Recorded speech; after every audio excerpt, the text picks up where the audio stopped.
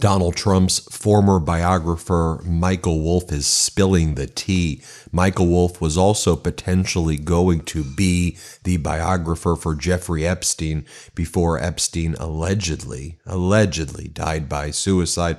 Michael Wolff had spent hours and hours with Epstein before Epstein was ultimately arrested, has all of these audio tapes with Epstein. And between all of the hours he spent with Trump and Trump's family, Michael Wolff that is, and Epstein, Wolff has some of the, I think, best knowledge of what could be in the Epstein files, of what Donald Trump is worried about. And Wolff has sources right now still within the White House who are telling him a lot, like what went down this past weekend as Donald Trump was frantically calling people about what he should do about Ghislaine Maxwell with respect to pardoning her.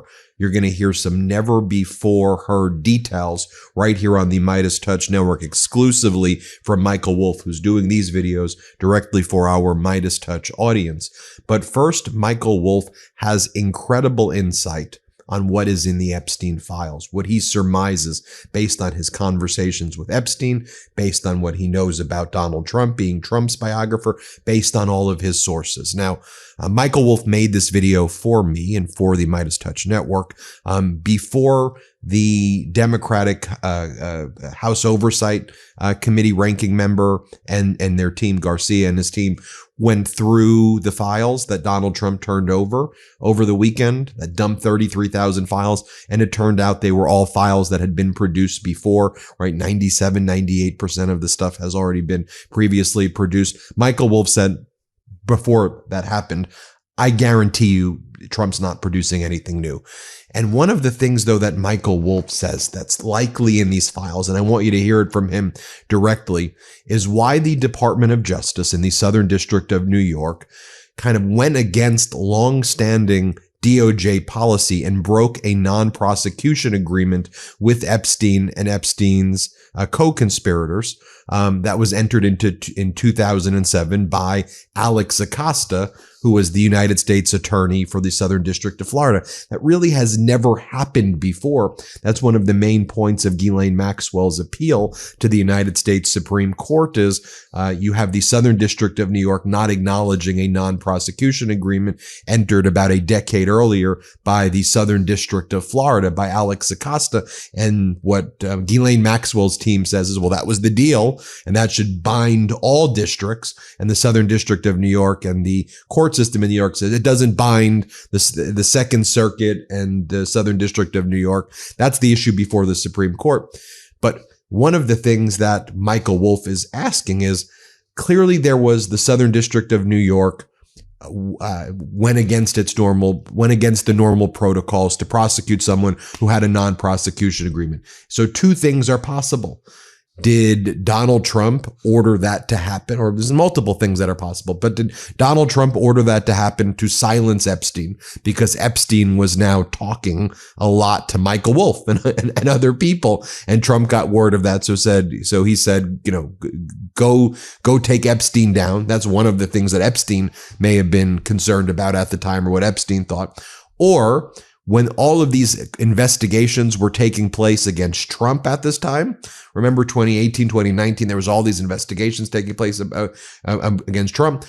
Was the Southern District of New York, as part of their investigations into Trump, trying to exert influence on Epstein in order to then get information about Trump in connection with other investigations that the SDNY was doing about Donald Trump, which is one of the reasons why Donald Trump hates SDNY and got rid of the prosecutor and all of that. So was it actually part of a broader plan to investigate Trump, and that the files will be reflective of investigations into Donald Trump? So Michael Wolff says it better than me, but first let me play you what Michael Wolff says here. Let's play it. Trump has been making phone calls this weekend, and he's been asking people the following question: what should I do about Maxwell? Now that means he actually knows certainly what he wants to do about Maxwell, and he may know the decision he's made about what to do with Maxwell. and that is, of course, to pardon her. Now, let me just recap a moment.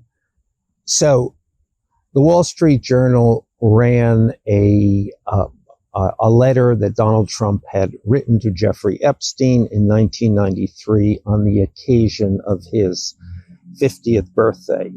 Within the White House, the assumption is that that was leaked by the Maxwell camp, by her lawyers or her family.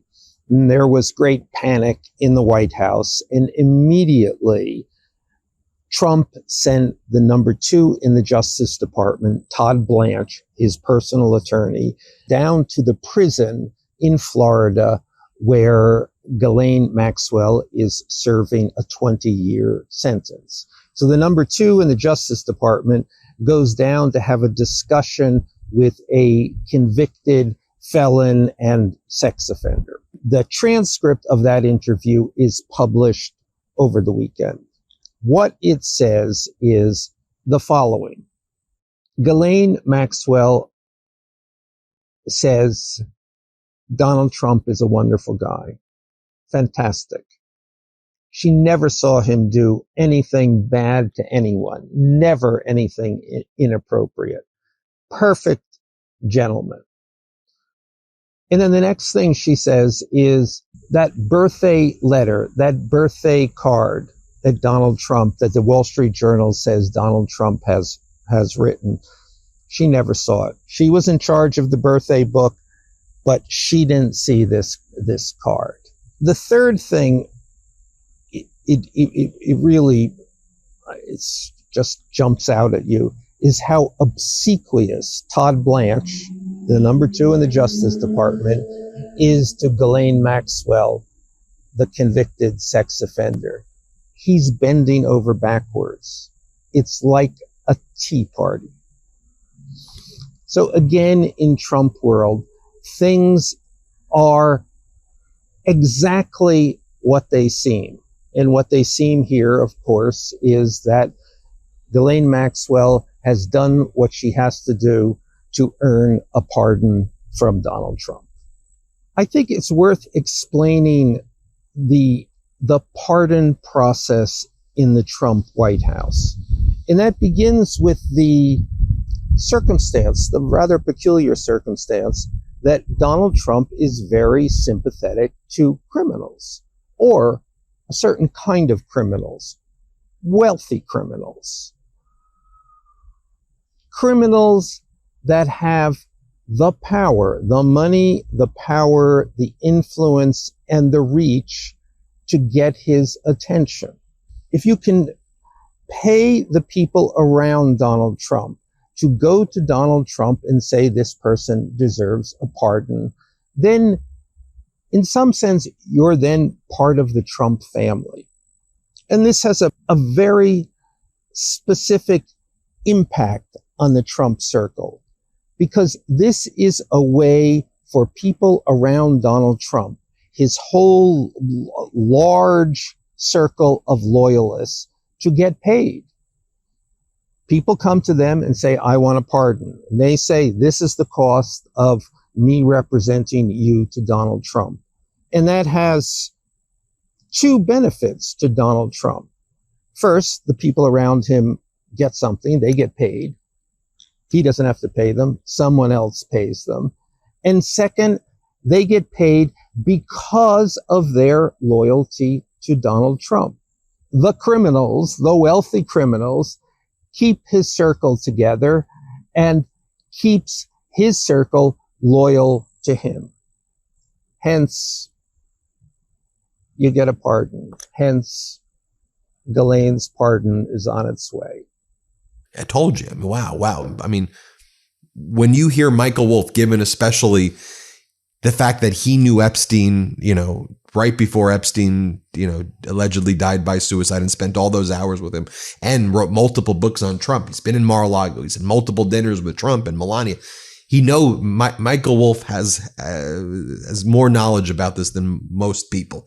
And then here's what Michael Wolff said all of his sources were saying about Ghislaine Maxwell seeking a pardon and Trump calling everybody this past weekend over Ghislaine Maxwell's pardon. Here, play this clip. what's actually in the Epstein files, portions of which are now being released to Congress. This is my surmise about what the government holds. First, there are the depositions taken from the many accusers of Jeffrey Epstein. Then there are the FBI's separate interviews with some of the accusers and an assessment of their credibility, which might not be pleasing to the MAGA people.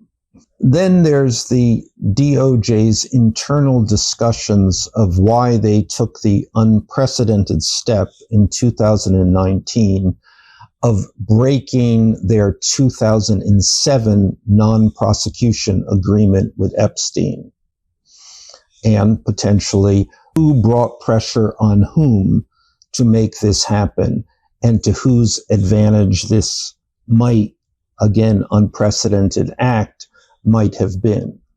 Then there's the investigation of the death, which I suspect was cursory. Then there are his emails, which will connect perhaps hundreds of new people to the list of people with which Epstein was acquainted, including many people in the first Trump administration, many Trump friends, and quite likely they contain new details about Epstein's relationship with Trump. Then the hard drive, and here we might likely find financial information that will alarm, worry, possibly destabilize many regimes abroad. In other words, much of what is in these files will reflect badly on everyone, keeping this scandal going for many years. Therefore, what we will likely see is only versions of what we have seen before. And the secrets, the true secrets, will remain hidden for some time to come. But let me focus on what may be the most damaging, immediately damaging part of these files. And that's the DOJ's discussion of why, in fact, they took the unprecedented step to break the non-prosecution agreement in 2019. In 2007, Epstein entered into an agreement with the Justice Department, a binding written agreement, that the Justice Department would not prosecute him on federal charges if he pled guilty to state charges in Florida. This is not an unusual step. What is unusual is that the Justice Department would then later renege on its agreement. So what were the reasons for this?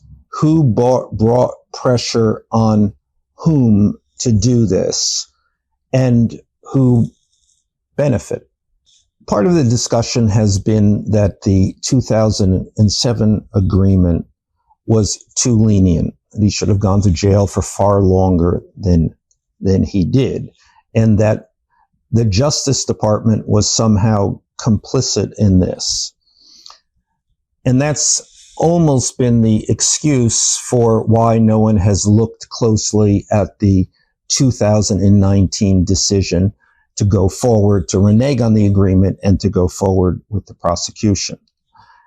The issue, however, is that the Justice Department is not saying we made a mistake, we're blaming ourselves, we are taking this step because of something we did, which might not be legal anyway. They are taking this step for reasons we don't know, but we can assume that there is a meaningful issue here. Somebody wanted this done. Now, it could quite be, and this is what certainly there may exist in these files, is either Donald Trump's communication to his Attorney General, Bill Barr, that something had to be done about Epstein, who had begun talking, not least of all in my books, about his relationship with Donald Trump. he needed possibly to be shut up. How explicit might that be in these files?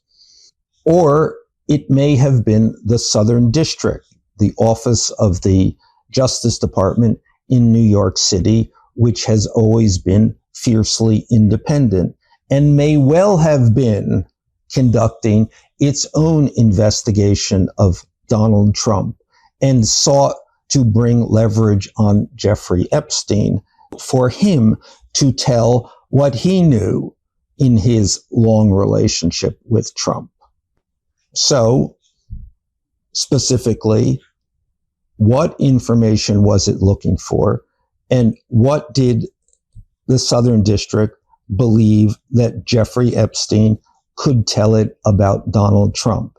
This might well be in the Epstein files, might well be the for Donald Trump, the most fearful thing in the Epstein files.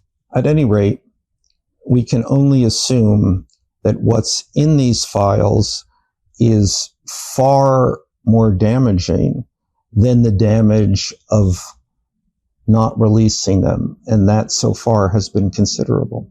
Powerful stuff. Again, you're hearing it directly from him. You're not hearing this anywhere else. So let me know what you think. Hit subscribe. Let's get to 6 million subscribers, and thanks for watching. Can't get enough Meidas? Check out the Meidas Plus Substack for ad-free articles, reports, podcasts, daily recaps from Ron Filipkowski, and more. Sign up for free now at MeidasPlus.com.